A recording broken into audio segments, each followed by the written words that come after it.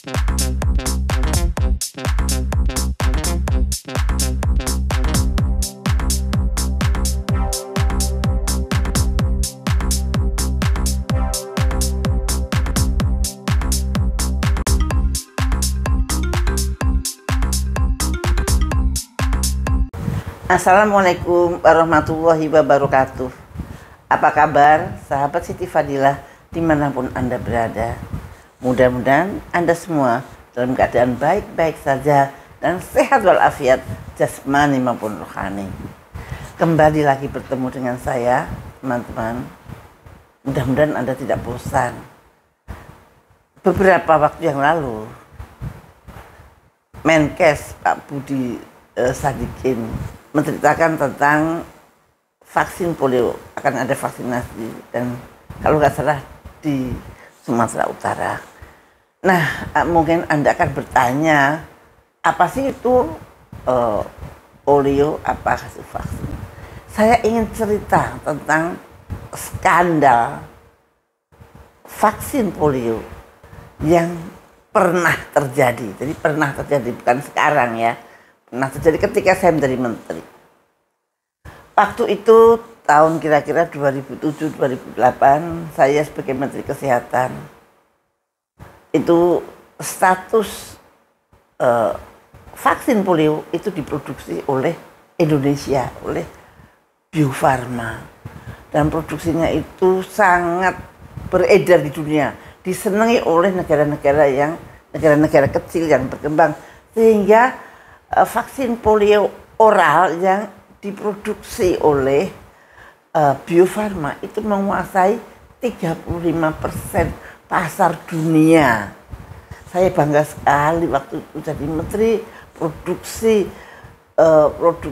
negara saya itu meliputi 35% kebutuhan dunia, dan terutama negara-negara kecil, negara-negara muslim semua pakai bikinan Indonesia karena Indonesia banyak muslimnya. Namun pada tahun itu juga, pada tahun 2008 ketika saya akan melakukan executive board meeting pada tahun 2008-an kira-kira, itu saya sangat kaget membaca buku agenda. Jadi kalau kita mau sidang itu ada buku agenda yang sebenarnya segini, dan di situ tertera bahwa ada biaya atau gerakan penghapusan OPV. Jadi vaksin polio itu namanya OPV, oral polio vaksin. Jadi vaksin polio yang diteteskan pada mulut anak-anak ini diproduksi oleh Bio Farma. Nah, loh, kenapa OPV dihapuskan? Nampaknya WHO entah karena permintaan siapa pengen mengganti OPV itu menjadi IPV atau IPV, yaitu injeksi polio vaksin. Waktu itu sangat aneh karena dunia sudah bebas polio walaupun hanya memakai OPV. Terus bagaimana WHO menyatakan untuk merubah OPV menjadi IPV? Nah, ini yang saya selidikin. Kenapa kok begitu? Setelah saya selidiki, ternyata beberapa tahun sebelumnya WHO dengan dananya dikirimkan ke Indonesia untuk meminta penelitian limbah-limbah yang ada di Yogyakarta melalui litbang lah, melalui jalur Depkes tanpa tahu saya. Tapi nah, mereka meneliti, uangnya dari mereka, spesimen diambil dari limbah-limbah di Yogyakarta seluruhnya, terus spesimen dibawa oleh mereka, hasilnya dibaca oleh mereka, laporannya baru pada kita. Dan sangat menghebohkan, ternyata 100% dari limbah di Yogyakarta mengandung virus polio yang diduga Karena vaksinasi di Indonesia itu dilakukan dengan oral polio vaksin. Oh my God. Padahal faktanya ya memang karena oral polio maka virus yang sudah dilemahkan atau dimatikan itu terteteskan di mulut bayi-bayi, maka dia akan keluar melalui traktus digestivus. Nah itu keluar tentu saja ke limbah-limbah. Jadi memang mungkin betul limbah-limbah itu ada virus polio yang sudah mati atau sudah lemah. Tapi kenapa tidak diingat? Kenapa tidak dimasukkan dalam kesimpulan penelitian tersebut? Bahwa selama 10 tahun dengan limbah seperti itu tak ada morbiditas maupun mortalitas polio. Artinya mestinya harus berani mengatakan virus yang ada di limbah itu sudah mati.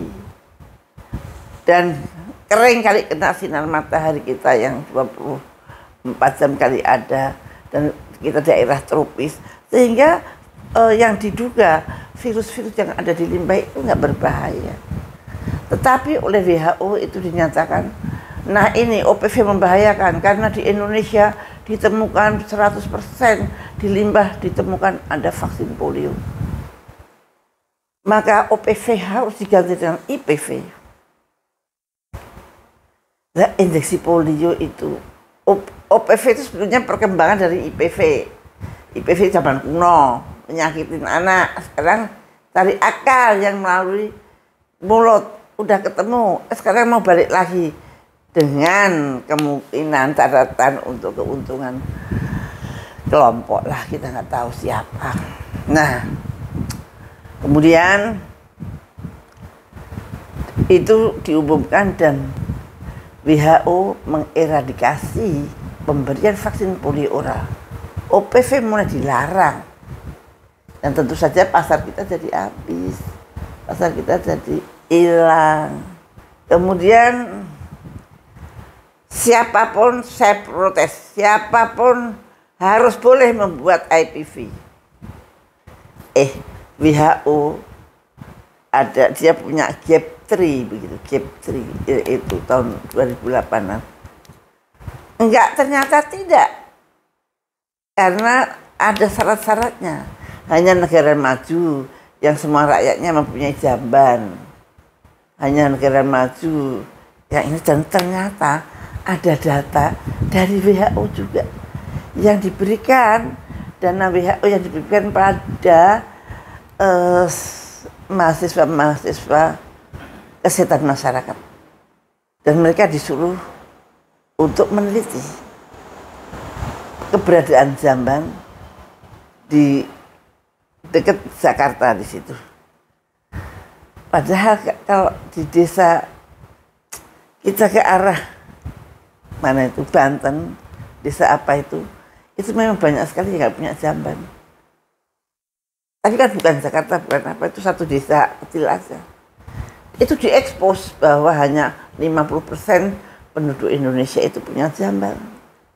Sehingga tidak boleh membuat IPV itu.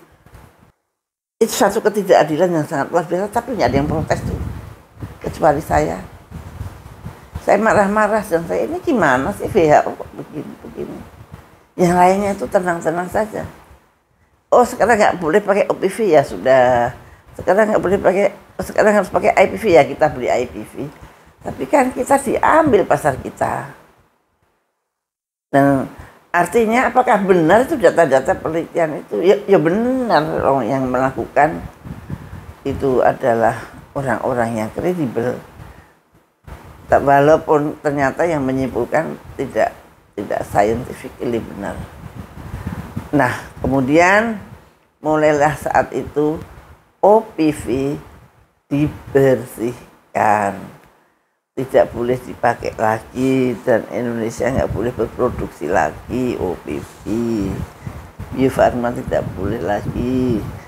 Nah, kemudian IPV semakin meningkat. Tiba-tiba saya dengar di Aceh kalau nggak salah ya, ada polio yang outbreak. Mereka selalu menuduh OPV yang menyebabkan polio outbreak. Dan ternyata dari penduduk di sana itu tidak ada yang, kebanyakan tidak mau disuntik polio. Mereka selalu masih memakai OPV atau vaksin polio yang diteteskan di mulut. Sehingga sangat gampang kita dituduh bahwa kita bisa-bisa terjadi outbreak lagi. Jadi sebetulnya outbreak polio yang disebabkan oleh karena virus polio yang ada di limbah pada suatu komunitas yang diberikan vaksin polio per oral, itu adalah hipotesisnya WHO yang digunakan untuk supaya kita semua memakai IPV atau injection polio vaksin. Nah, ini sebetulnya ini saya catat di buku harian saya dan saya buka-buka dan saya ingat bahwa itu terjadi pertentangan di WHO sana, dan akhirnya perjuangan kami waktu itu akhirnya Indonesia juga boleh membuat IPV. Kapan mulainya? Saya tidak tanya lagi. Artinya pernah ada skandal penghapusan OPV di dunia dengan alasan yang sebetulnya tidak bisa dipercaya begitu saja. Nah, sekarang bagaimana? Anda pasti bertanya, Bu, bagaimana, Bu? Apakah anak-anak perlu divaksin polio? Ya, untuk kelangsungannya ya memang vaksin polio sampai sekarang masih diwajibkan. Saya belum pernah melihat penelitian bagaimana kalau satu populasi tidak suntik vaksin polio. Dan saya nggak berani untuk mengatakan nggak usah pakai vaksin polio. Saya takut kalau you mempunyai suatu statement bahwa tidak perlu suntikan polio maupun ditetesin oral polio vaksin, maka tidak akan terjadi penyakit polio. Kalau terjadi, misalkan virusnya mereka sebarin, bagaimana? Dan kasihan, karena jadinya orang cacat. Jadi pada waktu 1949 sampai tahun 1953-54 itu penyakit polio sangat sering, sehingga saya punya teman-teman yang kakinya tidak sempurna karena kena polio. Dan polio ini memang menakutkan karena gejalanya hanya seperti flu, panas tinggi itu tiba-tiba lumpuh kakinya sebelah. Nah, itu sangat menakutkan masyarakat banyak. Nah, ini saya cerita bahwa pernah terjadi skandal penggantian oral polio vaksin menjadi IPV yang sewaktu itu kami juga melawan dengan keras dan tegas. Dan kemudian yang saya pikirkan, oh begini toh caranya membuat vaksin yang kemudian harus laku. Nah, ternyata tidak akan pernah lepas dari aturan-aturan yang dibikin oleh lembaga tertinggi dunia dalam kesehatan, yaitu WHO. Nah, bagaimana kita menyikapi hal seperti ini? Ya, menurut saya waspada, jangan terlalu percaya. Nah, yang penting bagaimana kita harus menyikapi. Kita harus berdaulat, nomor satu. Kita berdaulat, kita harus merdeka dalam berpikir. Kita harus jujur pada diri kita sendiri. Bagaimana Anda sebagai Menteri Kesehatan melindungi rakyat Indonesia dari bencana kesehatan. Segala macam usaha dari luar itu untuk menghancurkan kita memang.